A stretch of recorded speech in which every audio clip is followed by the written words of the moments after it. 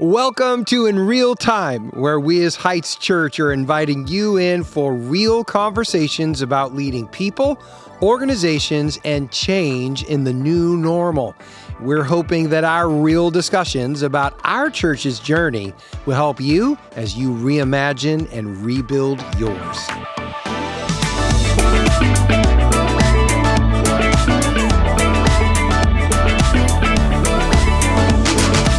Hello, Pastor Craig here, and you're in real time as we're having real conversations about leading people, organizations, and change. And I'm joined by two of my teammates, co-hosts today. So why don't you two introduce yourselves? I'm Jennifer Alessio, and I serve as the children's pastor here at Heights Church. Great. Yes, you do. And I'm Justin Orr. I am our life groups pastor and our young adults. I can confirm that as well. Well, that's good. Both of you are amazing leaders, and I'm really excited to have you here on this episode where we're talking about a very important topic. Yes. What is that? It's a question, I believe. Today we're going to be asking, do you know where you are? That is an important question. It is. Yes. Question I ask all the time. Yeah, and it's obviously it's an important question because when you walk into any large amusement park, mall, there is a big map that will say, you are here. That's right. You need to understand where you're at so that you can get to where you want to go.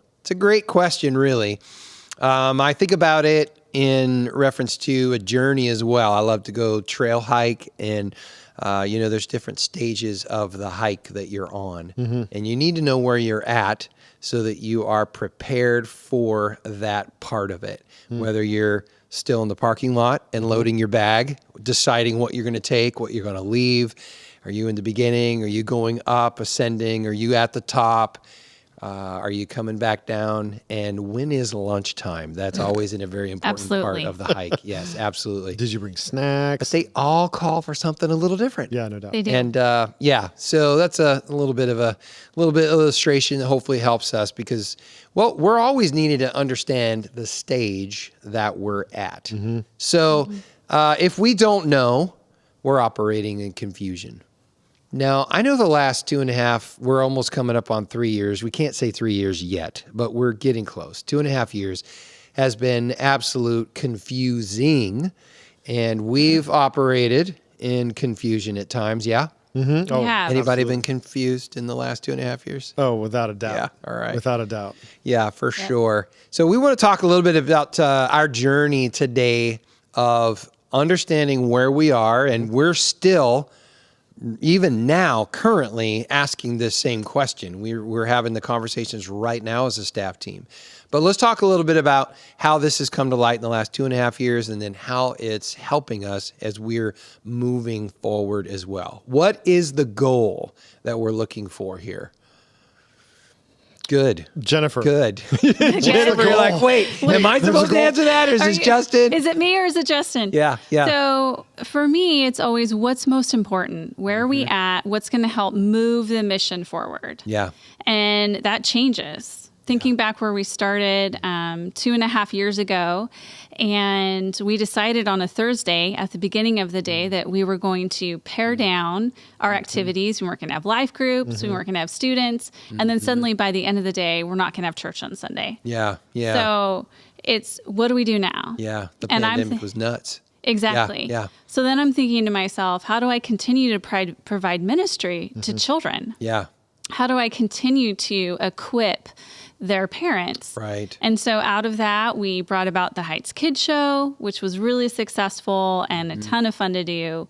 We did a weekly Zoom for elementary age kids where we got them together. Yeah. And that was a lot of fun. And they still had community and the newsletter, So, but that all came about because we had to ask what would be most effective with the tools that we have now. Yeah, that's good. It's good. And I think if I could sum it up in one word, it would be clarity. Exactly. We want to get to clarity so that you know that those things are the right things around that mission that we were talking about. That's good. Yeah. So as we're talking about this idea of getting to clarity, making sure we're focused on the mission and we're moving forward with the right things, there's there's this idea of clarity that I just want to stop here for a moment and ask the two of you, because I think one of the things that I really like about this podcast is that we get to talk about perspectives, and I think it's important that that the 360 view of topics and what we're all working on as a team, that we get to see it from a 360 view. So there's a senior leader view, and then there's a staff person view, and those are both important, but they're not always exactly the same. Oh, no. And so it needs to be clarified. Right. Yes. What are we thinking and what's going on? So talk to me about clarity and the role of clarity as a staff. How does it work for you? I think there's an important distinction you need to make too. There's a difference between uncertainty and clarity. Because the reality is we always have some level of uncertainty with whatever we're dealing with, right? I mean, because that's just how life functions. Yeah. That we can make plans, we can have goals, we can do these things, but we don't know what's going to happen from point A to B all the time. Right. And I think the pandemic was a beautiful example of that. You just said it. Thursday morning, we think, okay, we're just paring down these different activities. We went to lunch, came back by the end of lunch, hey, services are canceled. So uncertainty happened in the midst of that. And so the difference between the two absolutely matters, because I think having clarity actually, even though there's uncertainty in the midst of it, it provides direction in the unknown. Yeah. So it honestly, it brings comfort. It does. It really does. It brings comfort and peace. Yeah. Yeah. And just, okay, I understand how to explain the why to somebody, or I can explain not necessarily what's going on, but why we're making the decisions that we're making. Yeah. And one of the things that I love is we have a culture of clarity around here, because we can ask questions. Yeah. So for me, it was never felt like I couldn't come to my senior leader and go, hey, what are we doing? I don't understand why this decision is being made. Can you help me? Can you help me? Because it was always about clarity or curiosity, which are really married together. They not really are separated. Yeah. No. They're good. They're both really good. Right. And so for me, that was a big piece of it, is that I could always talk to my teammates or, the rest of you guys and say, why are we doing this? What's the point of this? But then ultimately get on the same page with you and say, okay, we're a united front. Yeah. Whether I agreed or disagreed. Yeah. And that was the beauty of clarity, is at least I knew what our direction was. Yeah. So. And I think when it comes to, I think the last 2.5 years have been a great example. And even still today, the idea of clarity, what are we doing and why are we doing it? Yeah. Those are valid questions. And we started off asking that. Are we clear about what we're doing and not doing? Yes, we are not meeting this coming weekend. We are clear on that now. But we weren't clear on when we would again. Right. But then we had to get to clarity as to, okay, if we're not going to meet, then what are we going to do to still communicate and to be a church? And then we started looking for those options. So, but I love that. I this idea of clarity, because I know for me as a senior leader that I want my team to be clear about what we're doing so that we can do it together. But I know you guys gave me a lot of grace, because I was not clear throughout this whole pandemic at every point of the way by any means. There was a lot of confusion. There was uncertainty, as you just brought up. But we were clear about a few things that allowed us to take steps forward. And I think that's the most important thing here that we could just say right off the bat, is that you won't be clear about all of it, but are you clear enough to take a step forward or to take a step back? Because that is really what's needed right now. You don't want to misstep. I get it. But what do we know? So let's walk through this process a little bit of it. You were going to say something, and I want to walk through this I was just thinking process. about your analogy of the trail. You get off the trail because you find a deer trail in the midst of it. You realize you're out in the middle of the hill going, wait a minute, the trail's back that way. Yeah. I need to backtrack a bit. Yeah. It just happens when you're out there in the real world. And so it happens in this process as well. It really does. You sometimes need to go, this is not what we're supposed to do. We need to go back. Or we need to move forward. This is not the place that we're supposed to stay. But that's why we need to know what our priorities are. Exactly. If you know what your priorities are, you know what your resources are, you can make a good decision. Yeah. And the priority is not to chase deer trails. No. Exactly. Yeah, it's to stay on the trail because we need to get there. Okay. There's a 4-step process, really. It's pretty simple, and there's a lot of ways you could describe this. I think around here, we just kind of talk about it like this. First of all, you want to evaluate at any given point. It's a good thing to evaluate what are your options, what resources do you have, and who are the people that are with you. Now, that's been a really important question the last 2.5 years. Who's with you? Because not everybody who was in that initial crowd is still with us today. So I think even as we came back, we were still having to ask the question of who's with you. Even up until just a few weeks ago, I felt like we were still asking that question. I do think we're on the other side of that at this point, but it has taken me 2.5 years before I could say for sure I know who's with us. But that idea of evaluating, we'll come back to that. The other part is equipping and preparing, because once we've evaluated where we're at, we've assessed the situation, all of our resources, we need to equip our people, we need to equip our staffs, and then prepare them for the next leg of the journey. What's coming? We need to make sure we're ready for it. But we got to have clarity. Do we all understand we only have this amount of cash on hand? This is all we have. These are the only, we don't do 4 services anymore. We do 2.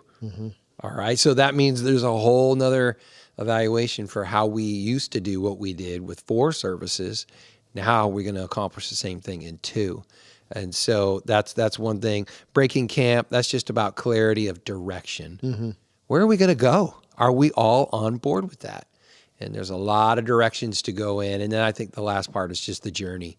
We all got to just start making progress.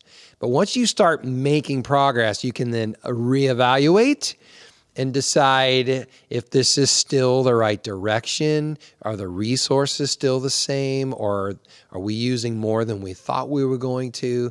And so I think that idea of evaluating, really important, equipping and preparing our people, that's not something we always do well with, but it's something that's critically important.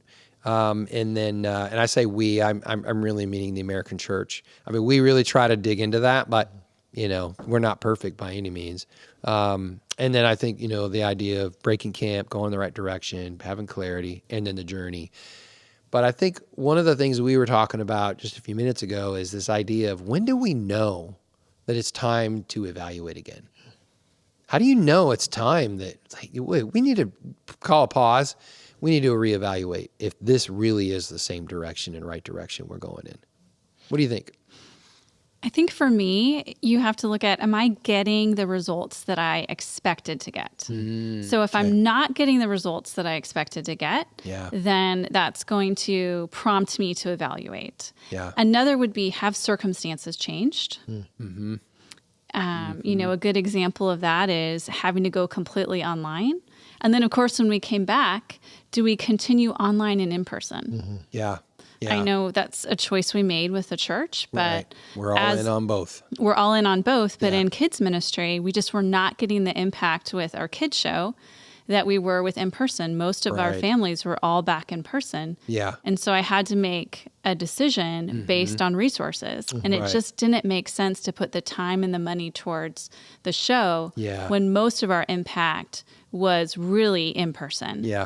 Because for a better part of the year, almost all of the impact of children really came through that kids show. It did. We would produce it every week. You would, and your team, and then put that out there. Parents would then utilize it as a teaching tool for their kids, and it was widely used. But when we did the in-person, most of those people came back. Did. So it just wasn't having the same impact.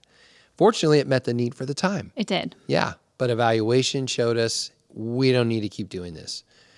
And your team said, yay, because it's a huge, expensive time. We were ready. No, it's good. That's good. How else do you know it's time to stop and evaluate? Well, I think there's 2 things. One, we call it whitewater around here. So it's the idea of just things are getting really turbulent. There's lots of friction, lots of problems, lots of challenges. All of a sudden, there's people are asking a lot of the same questions. Well, what about this? What about this? What about this?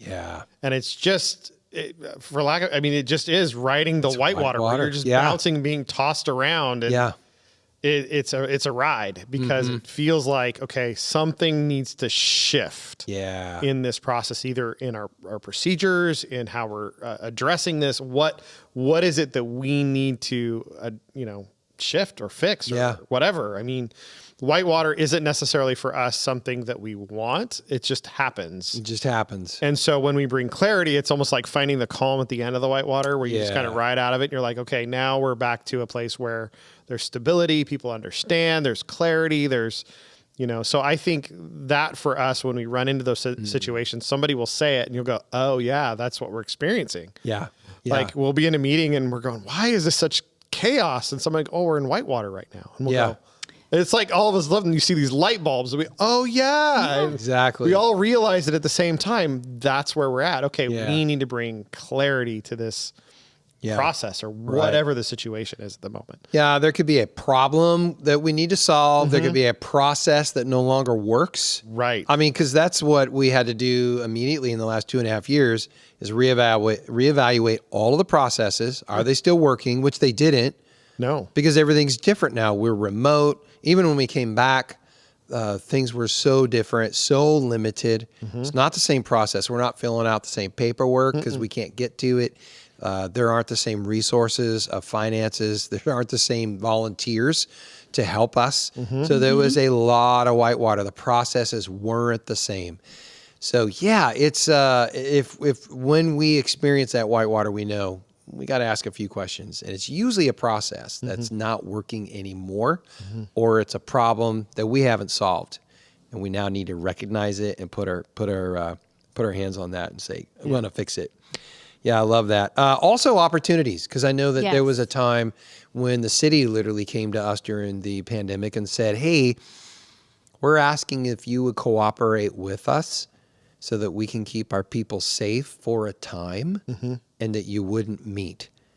And that's very different than, hey, you can't meet and we're going to put our strong thumb on you and squash you, which is what I was hearing from a lot of people. But that's honestly not what our city did. They were actually very nice about it, and we partnered with them, and I loved that. But that question caused us to reevaluate. Now, we could have easily said, no, we're going to meet anyway. I get that. Somebody else would have made a different decision. But I think the opportunity that was created by their question was a good reason to reevaluate. And we did.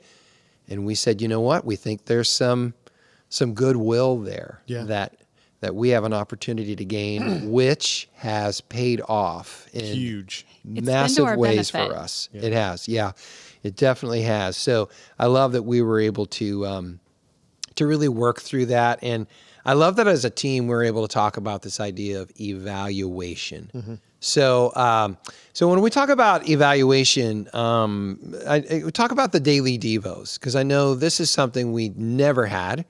We started it literally the first week of the pandemic. We said, hey, we want to connect with our people. What do they need right now? They need connection. And so we started putting together a daily devotional. And that was being put out every day since we started the pandemic. And we're still doing it today. We're still doing them. Is that because it's a sacred cow? No. Why are we still doing it? Well, I think that's actually, I would disagree with you there, Justin. But I think you think it is a sacred cow? I would say it's not a sacred cow, but I wouldn't be so quick to say that it is or that it isn't, because I think we need to have that discussion. Okay. That's all right. a fair conversation. So you're saying it could be a sacred cow now. It could. I'm not Sounds saying like it we is. need to continue to reevaluate this. We do. Okay. So we don't have This is the ugly. This is the conversation. This is great. Reality of Thank it, you for though, saying right? that. This is a reality of team and of evaluating, because we don't have the views that we did at the beginning. Yeah, same amount of people watching. The same amount of people Correct, watching. We probably have somewhere between 50 to 75 people, I would say, combined between YouTube and our Vimeo views. Yep. And we need to decide, is it still worth the resources that we're putting towards it? Yeah. Right. Now, I still hear from people. Oh, same here. They love them. Yeah. And the other part that I really like about it is it's really been an equipping arm for us, which is so valuable. That's the value of our church. And Can you unpack that and why it's an equipping arm? okay. So we have pastors that do them, but we also have folks that are lay people that are contributors. And then we have other staff members that generally wouldn't be given a platform to speak publicly, and they do. Yeah. And they get coached. They have opportunities to write a message. They get to learn on how to present on video. And that's really powerful. Yeah. Yeah. And we really found some gems. Yes. We did. Yeah. We did. have. We really have. So I think that's still a discussion that we need to have. No, Yeah. it's fair. That's good.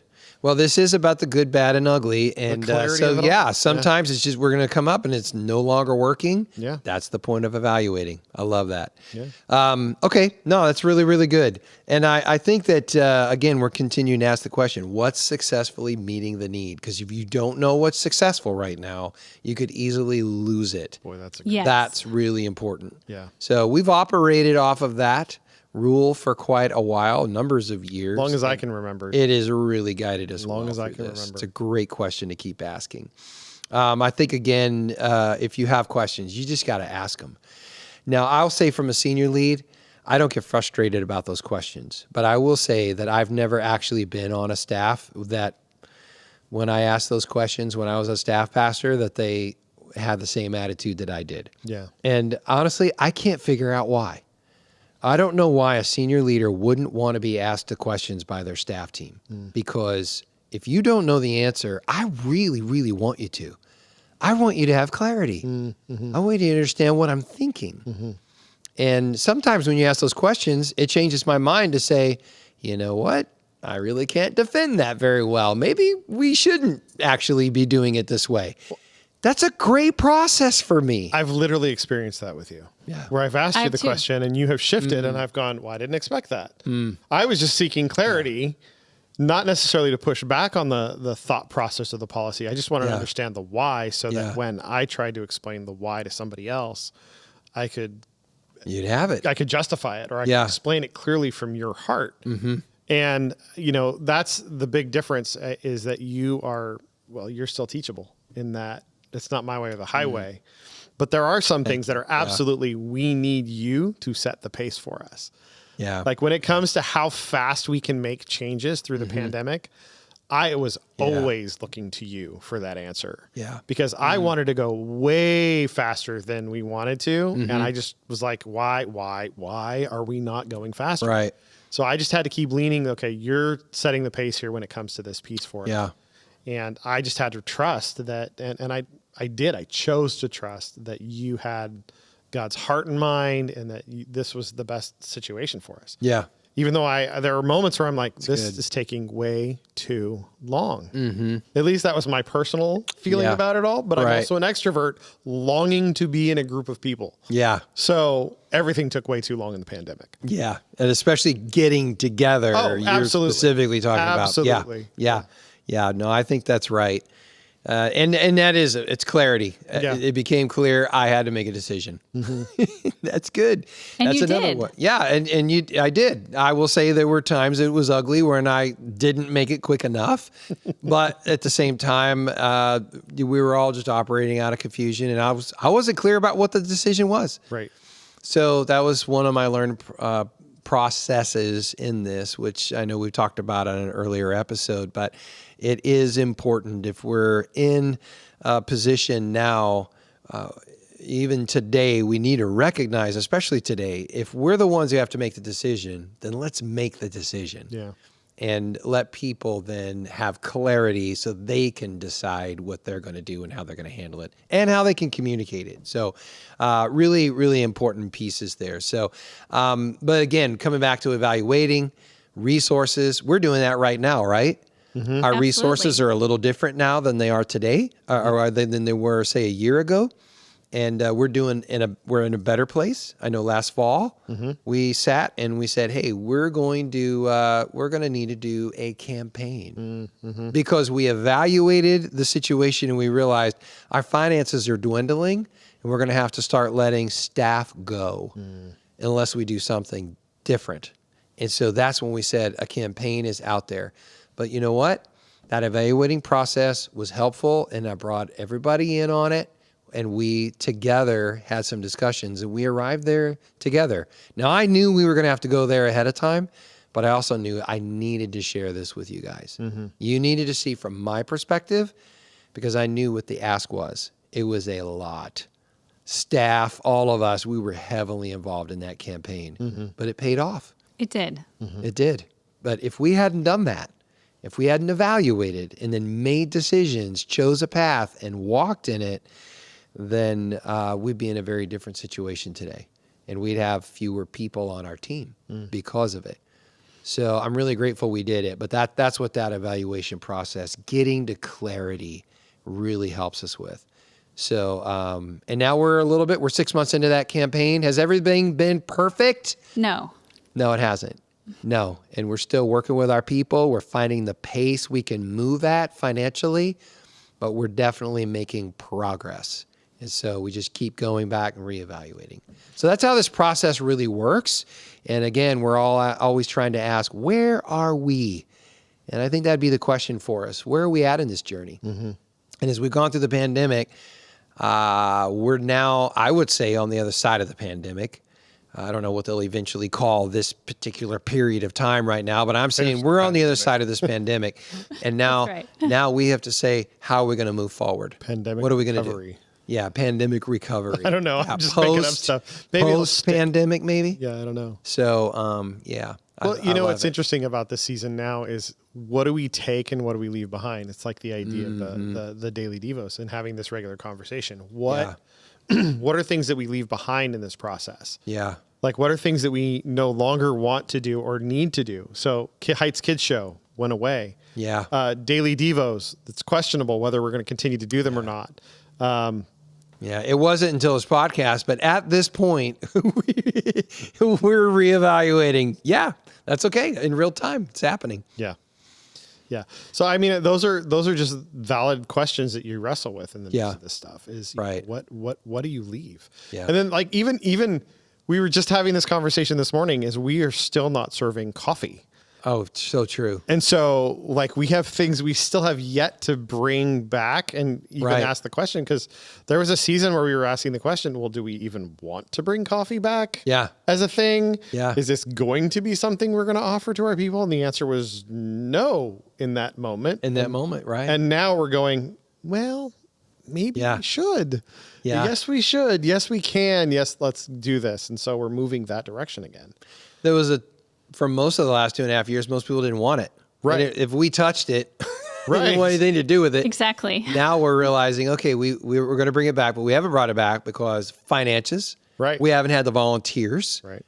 Hey, we're recovering like everybody else, but now we do have volunteers and we're finding the finances because we know that community is important and we want to create that when we gather. So it's become important to us now. So we're finding resources to put towards coffee. Yeah. Even creating spaces in our lobbies and common areas so that we can have more time together. Yeah. Because now people want to do that. Remember, for most of the last even year and a half as we've met, people didn't want to even stay here. No. They wanted to come, attend service, and then leave. As fast They didn't as want to possible. hang around. Yeah. And so now they do. They want to hang around. We can't get them to leave. So, which is a great It's a thing. great problem. We love that. We love that. Yeah. It's not a problem. Okay, so I think as we're wrapping this one up, one of the things that this really helps set up is really the next few episodes of our podcast. We're going to be talking about an amazing tool that we use. It's not original to us. I actually got it from Patrick Lencioni's book, The Advantage. It's an amazing tool called the Game Plan. And so we want to unpack the game plan and how it helped us over the last couple of years, but how it's helping us now as we move forward. Fortunately, it was already in place. We were using it way before the pandemic came, but it's been an amazing tool. And really, how would you guys describe the game plan? The game plan it's a document. It's a 2-page document, and it tells you what our mission is, what our vision is, and how we're going to get there, and what's most important right now. Yeah. And then it also has a great section about how we're going to treat each other and how we're going to interact with each other and what we value. Yeah. Yeah. And it's just useful in all areas of ministry. Yeah. Now, I know that there's people listening to this and saying, oh, that doesn't sound like a big deal. It is. It's huge. It's huge. it simplifies the choices in front of you. It does. That's Because good. if it violates really the good. game plan, it's a no. Yeah, because we're all accountable to it. Right. So I can simply look at the game plan and go, does this fit under the mission of our church, our vision, our heart, the way we behave? Yeah, And our answer the question, culture. yes or no. Yeah. And if it's a no, well, that's a done. I don't need Yeah. to worry about it. It's a no. It's a no. It's a no. If it does, then it's a different conversation. Then it's let's get clarity. Does this fit our vision? Is this a part of something we want to do? Does this lean in? And then ask those questions and evaluate the process. But Right. it, for me, keeps the main thing the main thing. It Yeah. keeps us on mission, keeps Jesus at the forefront, and it helps me to just navigate this ministry. I love that. Yeah, I it's love just that. the simple truth of it. So I'm looking forward to those. Are going to be great episodes. Yeah. Because it's good stuff, man. Well, thank you too for joining me. And I think that as we're wrapping up, I think the challenge that I would just have for any leader, whether it's a senior leader or staff person, is just that idea of asking the question, do we know where we're at? I Yes. need to have clarity about where we're at, what leg of the journey. Yeah. Am I going up this mountain? Am I coming down this mountain? Is it lunchtime? Who's What with me? where are we? And then getting the right people in the room to get to that clarity and then to be able to disseminate it, communicate it into the right people's hands. And this starts with our staff, but it certainly goes all the way to our people. Yes. Absolutely. They know it as well. So really, really critically important to have this process, but don't do it alone, right? We Yep. need to do it as a team. As a Absolutely. team. That's the beauty of it. So, so good. One of the greatest ways to galvanize us together as a team is when we start preparing the game plan every few months for the next season that we're about to enter. Yeah. Awesome. Well, thanks for having a real conversation about leading people, organization, and change here in real time. And we'll see you next time.